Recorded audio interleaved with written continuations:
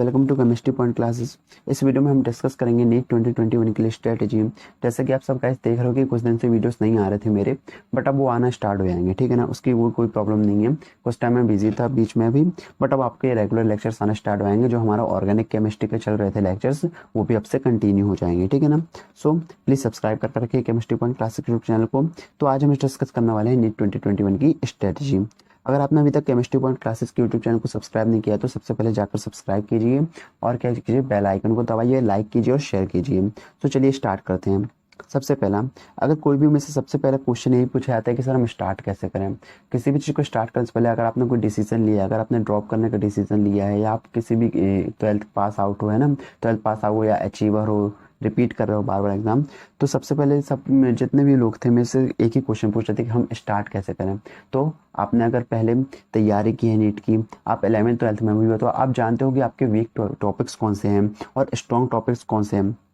तो उन टॉपिक्स में क्या है, आपको अपनी पकड़ बनानी है, ठीक है ना, सबसे पहली बात तो। और जैसा कि आप सबको पता होगा नीट 2020 का रिजल्ट आ गया है, आपने अपने मार्क्स देखे होंगे, उस हिसाब से आपने ड्रॉप करने का डिसीजन किया होगा, नीट 2021 के लिए प्रिपेयर कर रहे होंगे, ठीक है ना।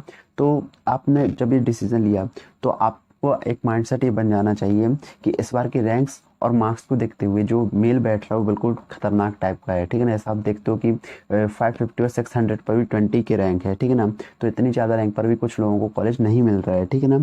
तो आपका माइंडसेट यही बैठा कर चलना है कि आपको किसी भी हालत में 650 प्लस स्कोर करना है, वहीं सेफ स्कोर माना जाएगा अभी हाल के लिए नीट 2021 के लिए। अगर एनटीए इसी तरह का पेपर नीट 2021 में देती है तो जरूर 650 प्लस कट ऑफ जाने वाला है, ये आपको मानकर चलना है, ठीक है ना। हालांकि जाएगा नहीं, बट आपको ये मानकर चलना है, ठीक है ना। आपको किसी भी तरह अच्छा स्कोर करना है, ठीक है ना। और अच्छा स्कोर करने के लिए आपको एक अच्छी स्ट्रेटेजी पता होनी चाहिए, उससे आपको पढ़ना है, ठीक है ना। तो कैसे आखिर हम स्टार्ट कैसे करें, तो मैंने जैसा आपको बोला कि आपके कुछ वीक टॉपिक्स होंगे, कुछ स्ट्रॉन्ग टॉपिक्स होंगे, ठीक है ना।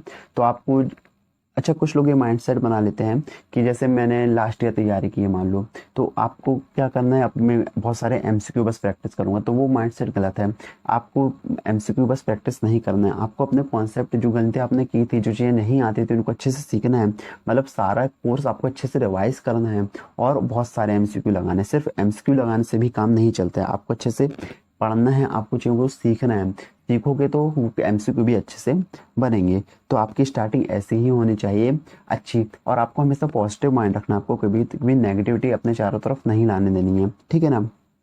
अच्छा, हम किसी भी चीज़ को स्टार्ट करने से पहले आपको ये बता दूं कि आप जब भी किसी चीज़ को पढ़ना स्टार्ट करो, उससे पहले आप सेट कर लें कि आपको किस चीज़ों से पढ़ना है। आपको बहुत सारी बुकों से नहीं पढ़ना है, सबसे पहली बात तो 10 बुकें नहीं करनी है, कोई भी एक चूज़ कर लो जो आपको अच्छी लगती है। कुछ मैं यहाँ पर स्टडी मटेरियल आपको बताने वाला हूँ, आप वो कर सकते हो और वो बिल्कुल यूनिक है। आप यानी कि बिल्कुल उसके अलावा कुछ नहीं भी करोगे चलेगा, बिल्कुल सफिशियंट है, ठीक है ना। मैं आपको बताता हूँ, तो देखते हैं।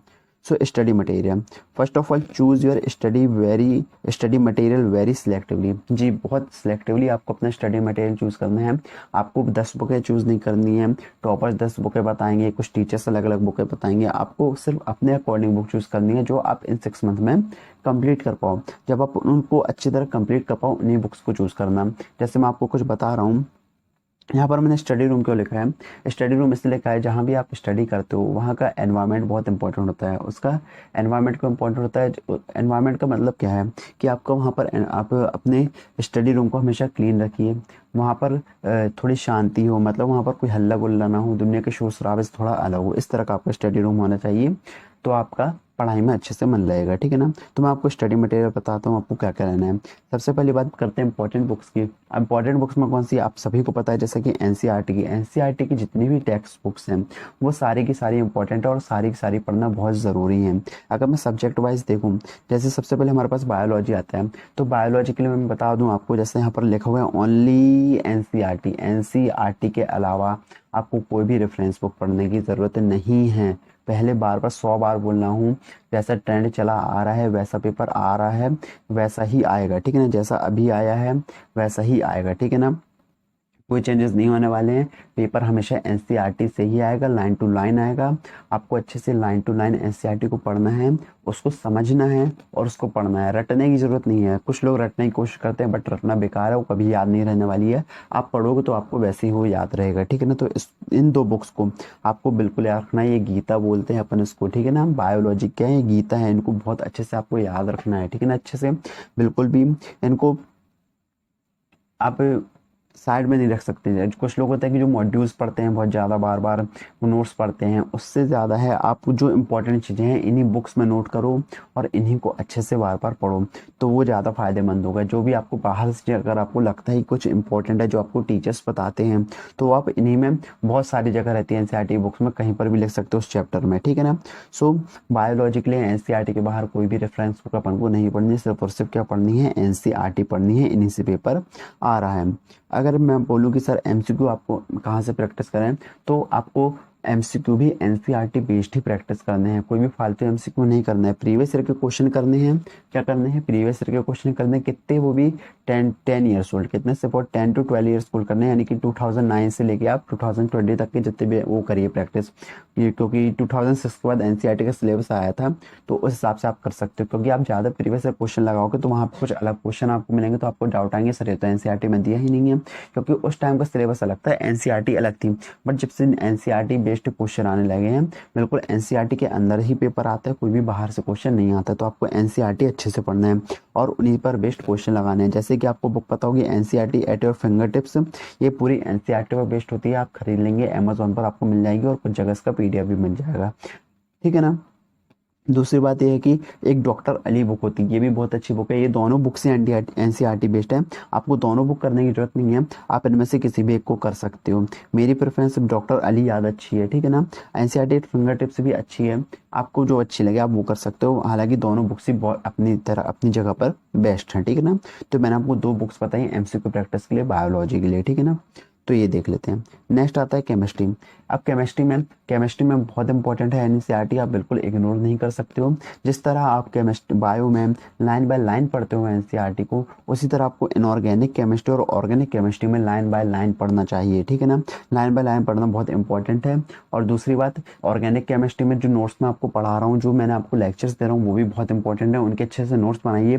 जब आप वो उन लेक्चर्स को अच्छे से देखोगे, उनके नोट्स अच्छे से बनाओगे और उसके बाद एनसीईआरटी पढ़ोगे, तो आपको पता चलेगा कि कितने अच्छे से आपको चीज़ें समझ में आने वाली है, ठीक है ना। हालांकि मैं भी आपको एनसीईआरटी कवर करने वाला हूँ अपने लेक्चर्स में, तो आप वो देखते रहिएगा, सब्सक्राइब करके रखिएगा चैनल को, ठीक है ना। तो मैंने जैसा आपको पता है इनऑर्गेनिक और ऑर्गेनिक केमिस्ट्री को बिल्कुल लाइन बाय लाइन पढ़ना है। बिल्कुल भी कहीं से बाहर से आपको इनऑर्गेनिक पढ़ने की जरूरत तो बिल्कुल भी नहीं है। हालांकि ऑर्गेनिक में थोड़ी जरूरत पड़ती है, तो मैं आपको लेक्चर्स में कवर करवा दे रहा हूँ बस इनऑर्गेनिक। बल्कि इनऑर्गेनिक में तो कोई भी ज़रूरत नहीं है, सिर्फ एनसीईआरटी ही आपके लिए क्या है, बिल्कुल सफिशियंट है। बात कर लें फिजिकल केमिस्ट्री के लिए, इसके लिए भी एनसीईआरटी सफिशियंट है। लेकिन उससे पहले, सबसे पहले आपने क्या करो, कॉन्सेप्ट को समझो अपने टीचर से। जो भी टीचर आपको पढ़ाते हैं क्लास में, उनके अच्छे से नोट्स बनाओ, उसको समझो और बस एक बार रीड कर लो चैप्टर को। क्या कर लो, एक बार रीड कर लो। आपको रटना नहीं है फिजिकल केमिस्ट्री में कुछ, यानी कि लाइन में लाइन पाइप पढ़ने की भी जरूरत नहीं है। अगर आपने कॉन्सेप्ट सीखा अपने टीचर से, फॉर्मूला याद है, तो आपसे नीट में आने वाला क्वेश्चन आराम से बन जाएगा, ठीक है ना। उसके बाद सबसे इंपॉर्टेंट, जितने भी एनसीईआरटी में इंटेक्स क्वेश्चन दिए हैं और जो एक्सरसाइज के क्वेश्चन है केमिस्ट्री में, वो आपको करने हैं फिजिकल केमिस्ट्री में, इनऑर्गेनिक में, ऑर्गेनिक में, सभी में, ठीक है ना। तो एनसीईआरटी केमिस्ट्री के लिए तो बहुत ही ज़्यादा इंपॉर्टेंट है और बायो के लिए भी बहुत ज़्यादा इंपॉर्टेंट है, ठीक है ना। नेक्स्ट चलते हैं। नेक्स्ट आती है फिजिक्स की एनसीईआरटी।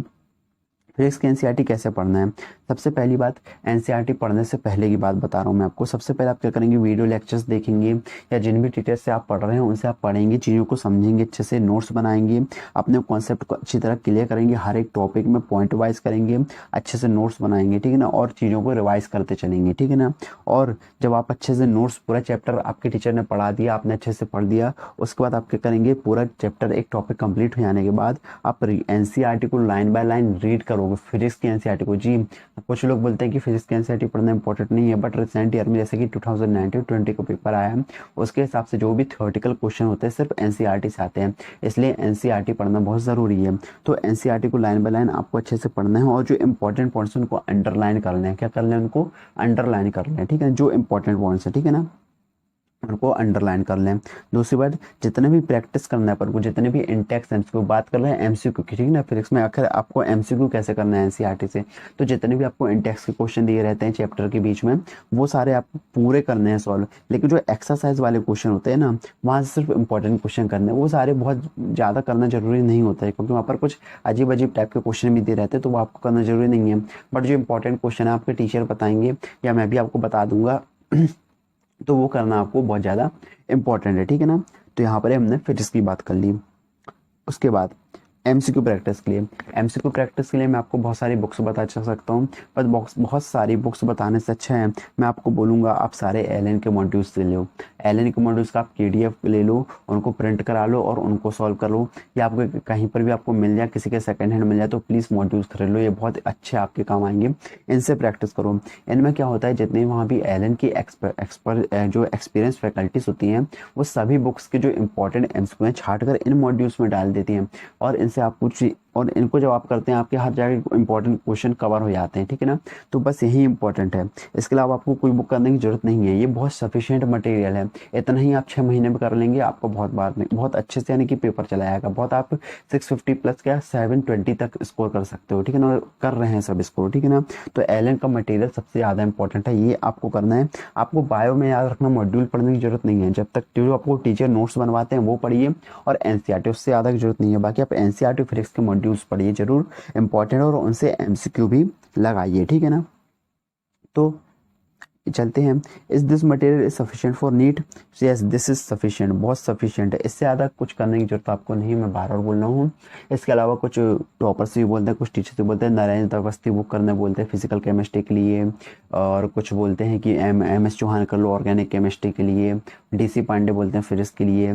तो ये बुक्स भी अच्छी हैं, बट इतना टाइम नहीं है, इतना टाइम भी नहीं और इतना ज़्यादा करने की ज़रूरत भी नहीं है।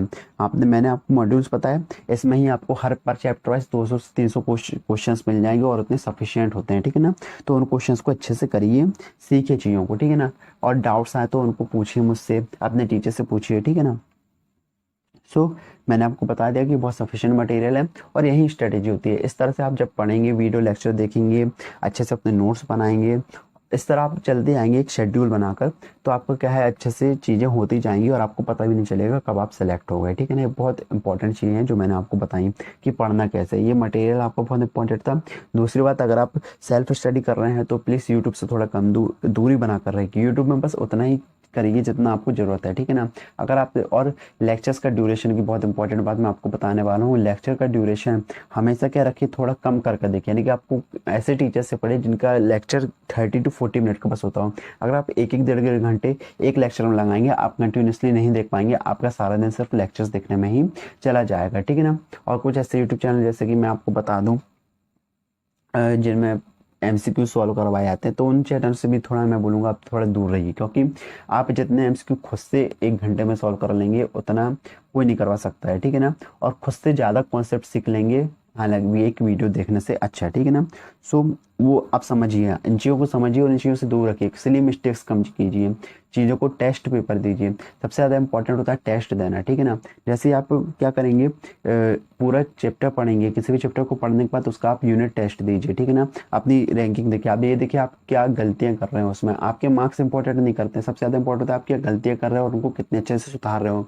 गलतियाँ करो, कोई गलत बुराई नहीं है, लेकिन गलतियों को सुधारना सबसे ज़्यादा इंपॉर्टेंट होता है, ठीक है ना। सिली मिस्टेक कर रहे हो उनको सुधारो, वो ज़्यादा इंपॉर्टेंट है, ठीक है ना।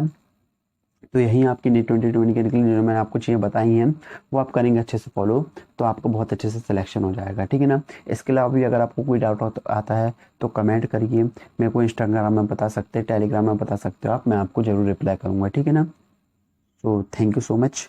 प्लीज़ सब्सक्राइब कीजिए केमिस्ट्री पॉइंट क्लासेस के चैनल को। इसके बाद ऑर्गेनिक केमिस्ट्री का लेक्चर्स आपके कंप्लीट होने वाले हैं, ठीक है ना, वो हम कंप्लीट करवाएंगे अच्छे से आपकी ऑर्गेनिक, ठीक है ना। तो सब्सक्राइब करके रखिए यूट्यूब चैनल को। Thank you so much.